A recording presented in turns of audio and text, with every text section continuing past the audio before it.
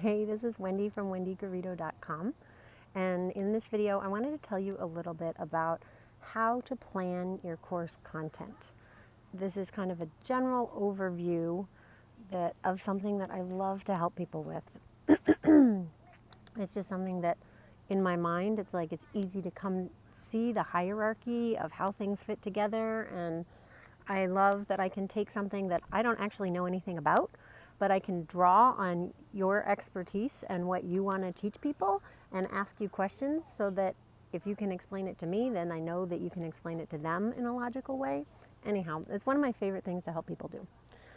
And so I just wanted to break it down into a few of the kind of main approaches that I have for when I'm looking at this and that I want you to go through as you're trying to do it.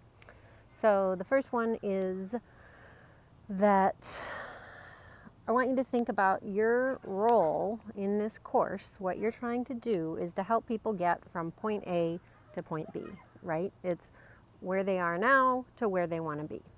And it's helpful to get specific about that. So for example, let's say that you're offering a real estate course.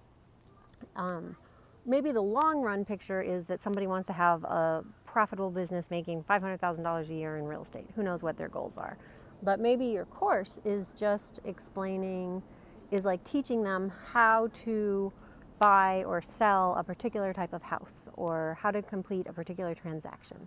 So we're going to call that like the point A is they don't know how to do this process, and point B would be when they have successfully completed their first sale or a transaction like that, right? So the first thing I want you to do is to kind of make either a list or a timeline, however it makes sense to you, and start with where they are now. They don't know anything about it, to here's where they've made their first transaction, and focus on what are the steps that they will need to accomplish in order to get there.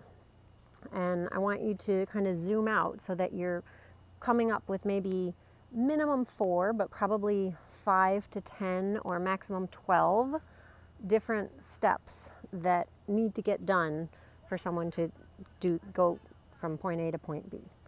So that's going to be sort of the overarching structure of your course, is to take them through and teach them how to do those steps and help them address the common challenges for each of those steps and all of that. So for each of those steps, there's going to be subsets in them. So there's a little bit of flexibility that you can have of how you want to group things, but I want you to kind of take it from this isn't, oh, you have to teach them everything you know on this concept. So the way I want you to kind of rein it in is to look at, okay, what are the steps that need to happen, like physical actions that need to get taken, and in which order, and how many of them are there, and how can you chunk those in a logical way. So does that make sense? That's kind of get them from point A to point B. That's our goal. That's how you're looking at it.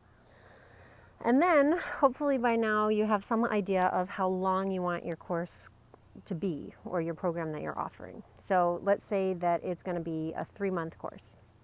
So there's a few different ways that you can chunk that up, and there'll chunk it up. There'll probably be a logical way where, like, when you come up with those steps, let's say there's 6 of them. Okay, well, you've got a 3-month course, so maybe it makes sense to do 2 of those each month, right? So, but if you have a 12-week course, you could separate it into 6 2-week modules, right? Probably 2 6-week modules would be a little long. I'd stick with either 3 4-week modules, 4 3 weeks, or 1 a week, which would be 12, or 6. Following me? I think you'll get the picture. And then the other thing you need to think about is the thing that you want to accomplish, is that something that they can do entirely within the time frame of what you're offering? So is it fair to expect them, in the real estate example, to actually complete that first, if it's a 3-month course, to complete that first transaction in those 3 months? Or is it more that, like, in that time frame they're learning the things, but they're going to be applying them afterwards? Hopefully, and I think the real value is when they can, like if they do what you tell them to, that they could make progress in that amount of time. But obviously, lots of people are going to take longer and they're not going to keep up with it necessarily, or the timing is just going to be different for different people. But it's important to keep in mind as you're going through, are you expecting, is it reasonable to expect them to follow along and be able to get to point B by the end of your 3-month course or whatever that is. So when you come back to, so that was number 2. These aren't really officially numbered, but like about how to divide it into different modules. When you offer, for each thing that you're offering, like for each step along the way, or even each of the sub-steps, one of the ways to approach it is to have, it's this metaphor I got from this woman named Danielle Leslie, and she calls it the CAR method. So it stands for, C is for concept, A is for application, and R is for result. So for everything you want to teach them, first you're going to have probably a video that introduces the concept, right? Like, and then you're going to give them an example of it. That's the, oh no, I think it's action. Concept, action, result. But I like application. I would have it be CAAR, concept, application, action, and result. So the example of how do they apply it.